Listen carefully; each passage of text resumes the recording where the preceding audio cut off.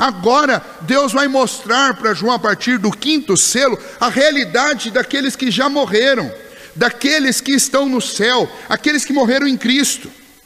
E então ele vai dar uma visão do clamor deles diante do Senhor, e por fim, no último selo, no penúltimo selo, no 6º selo, Deus vai mostrar para João aquilo que estava para acontecer, aquilo que estava programado para acontecer no fim. É curioso que João vai fazer isso em todos esses conjuntos de 7 que nós encontramos na primeira parte de Apocalipse.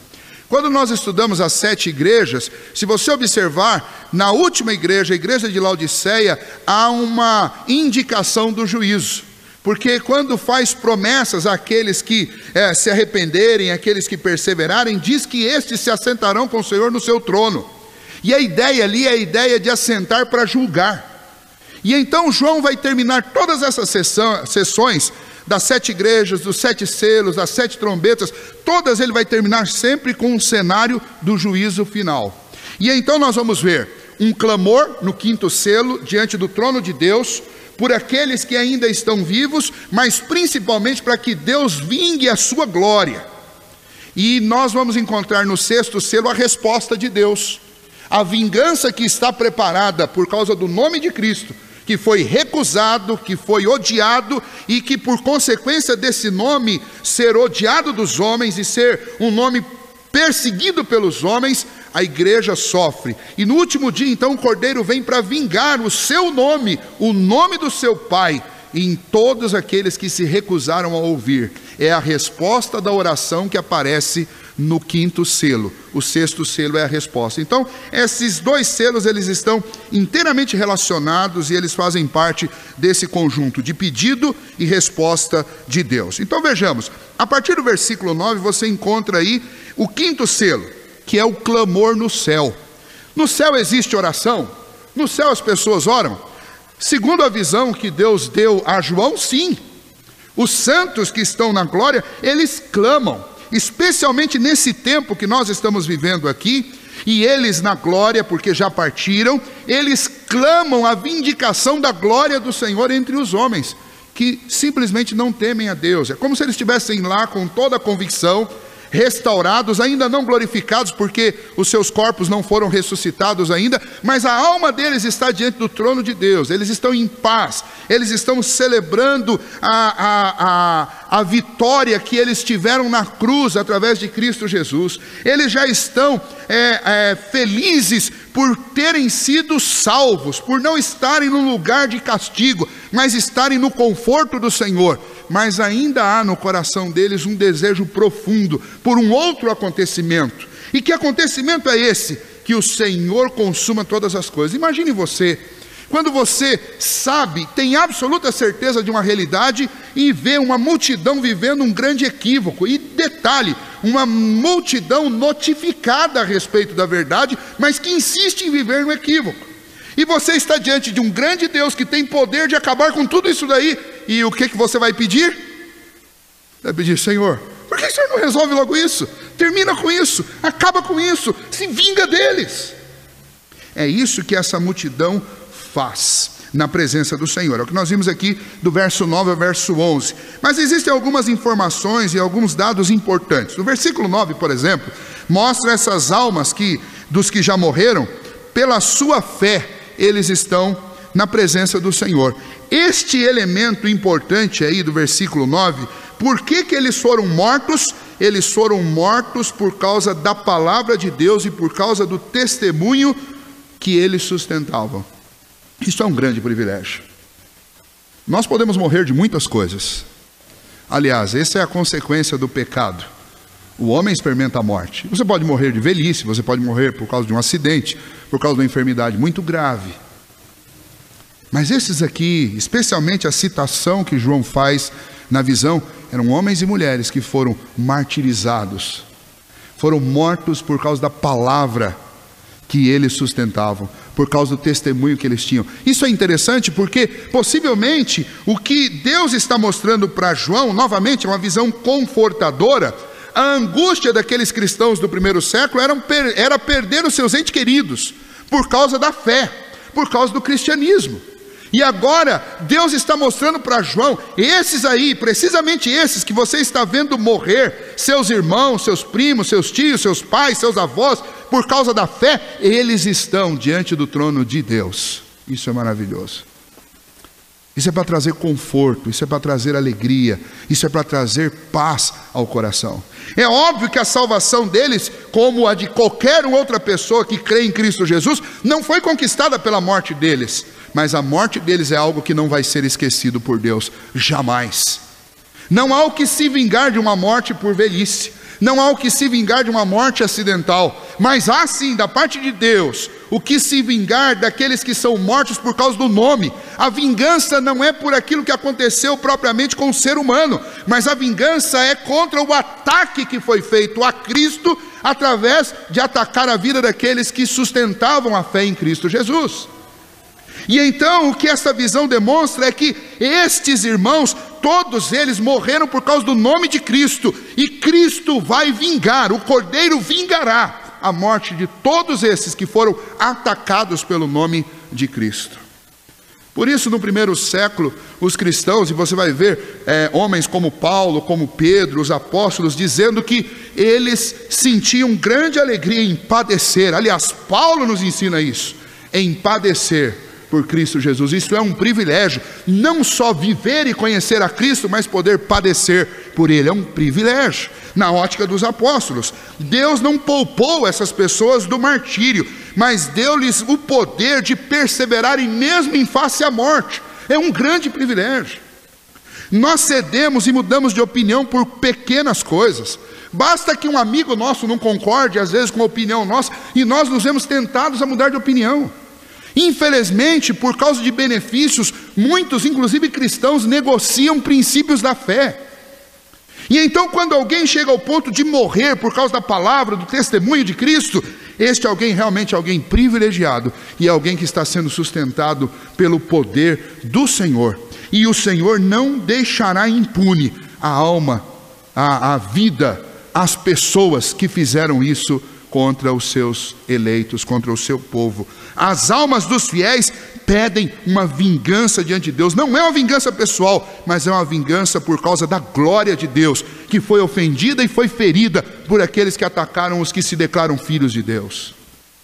E então esta visão traz para aquela igreja o seguinte sentimento, que João vai ter, aí vai aprender com isso daqui, é que nós não estamos morrendo em vão. Nenhuma perseguição dessa é em vão. E se nós tivermos que morrer, a nossa justiça, a justiça do Senhor Jesus que está sobre nós, ela vai ser vindicada pelo próprio Deus. É esse o ponto. Não é um lamento, eles não estão lá na presença de Deus lamentando, senão o céu seria um lugar de tristeza. Eles não estão lamentando, eles estão glorificando a Deus, dizendo que o grande anseio do coração deles é ver o Cordeiro triunfando finalmente sobre todos que atentam contra a glória de Deus. É isso que eles estão fazendo.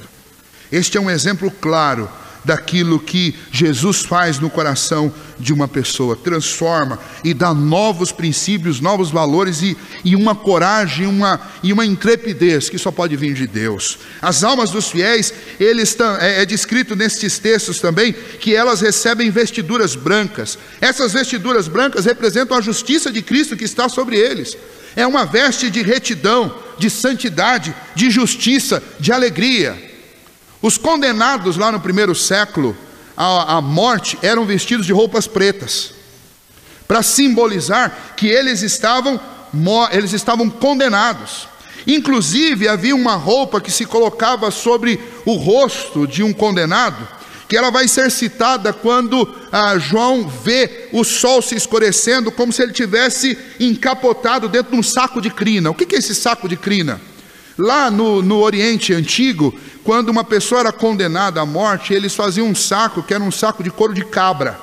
E esse saco era considerado um saco absolutamente lacrado e absolutamente negro. Por dentro, quando se fechava aquilo, não tinha nenhum tipo de penetração de luz. Já no final do primeiro século havia uma alternativa para isso. Isso era feito com um couro de cavalo. E então, quando aquilo era lacrado e fechado e colocado sobre a cabeça de uma pessoa, ela não via nada de luz, era absolutamente negro. E então eles vestiam a pessoa com a roupa preta e lacravam sua cabeça com um saco de crina. E então essa pessoa ficava absolutamente na escuridão. E o que o Senhor faz com as almas daqueles que foram martirizados é revesti-los com uma vestidura branca. E não só eles, mas todos aqueles que creem em Cristo Jesus têm prometido vestiduras brancas no céu. Significa que eles foram justificados, que eles foram santificados, que eles foram transformados. Eles estão revestidos com a retidão de Cristo, com a santidade de Cristo, com a alegria de Cristo, com a justiça de Cristo. E então, é como se Deus estivesse dizendo, mostrando para João, vocês não têm que se torturar, se entristecer, se chatear por aqueles que já morreram por causa do meu nome, porque eles estão na minha presença. E eles querem ver a glória do Cordeiro, e eles anseiam pela vitória do Cordeiro, tanto quanto vocês. E então João se vê animado com tudo isso, e esta visão deve também trazer ânimo para os nossos corações. O fato de sermos cristãos, de amarmos a Cristo, de termos sido comprados com o sangue de Cristo, não nos livra, não nos deixa eximados de passar por tribulações e perseguições, e elas podem acontecer a qualquer momento. E eu preciso ter esta convicção, para que eu não venha temer o futuro. Muita gente está temendo ao futuro, por causa de todas essas notícias que estão acontecendo. Mas o que está acontecendo hoje, lá no Oriente, isso está vazando para a Europa e está vazando para o Ocidente, isso é apenas o começo. Eu não quero aqui dar um tom de alarmismo, mas eu quero simplesmente lembrar que a igreja do Senhor Jesus é o foco de toda a história. E não foram poucas as vezes que tudo na história, todas as nações se voltaram contra o nome de Cristo. E novamente isso está acontecendo e está se avolumando em uma velocidade extremamente rápida. E nós devemos pensar sobre estas coisas. Deus já nos deu o conforto antecipado através dessa visão que Ele enviou para João. Nós temos que ter esta convicção. Muitos já morreram, muitos estão morrendo por causa do nome de Cristo hoje, e muitos ainda morrerão, talvez até nós, por causa do nome de Cristo. E se Deus fizer isso, glória a Ele, porque será um grande privilégio padecer pelo nome do nosso Senhor, porque Ele se entregou por nós.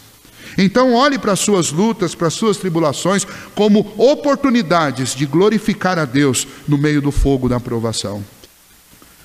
Você e eu, nenhum de nós está disposto a passar por perseguições. Mas a Bíblia diz que nós teremos que passar.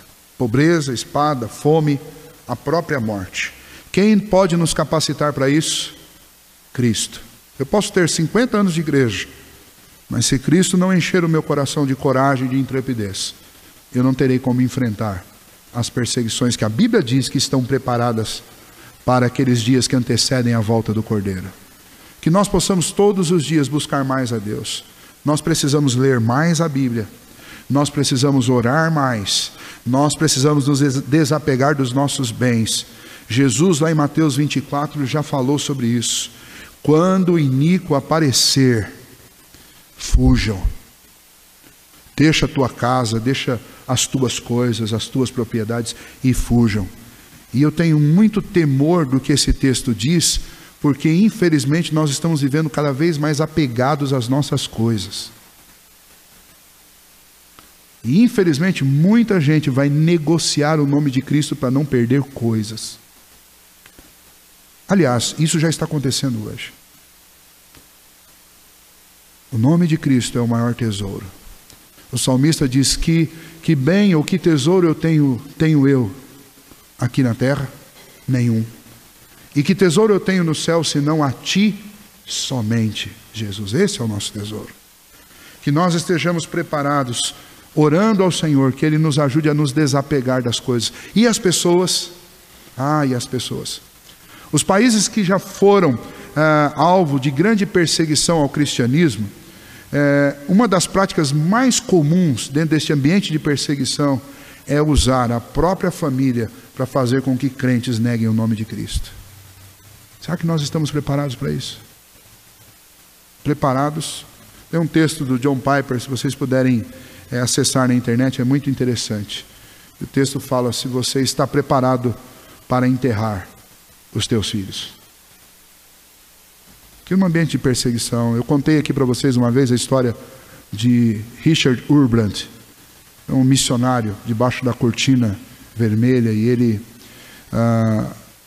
corajosamente teve que enfrentar essa situação, onde os soldados pegaram o seu filho e a sua esposa, apontaram uma arma para a cabeça deles e falaram: olha, se você não negar, aliás, se você não contar onde está a igreja que é perseguida, a igreja escondida, a igreja secreta, nos dar os endereços, nós vamos matar o seu filho e a sua mulher.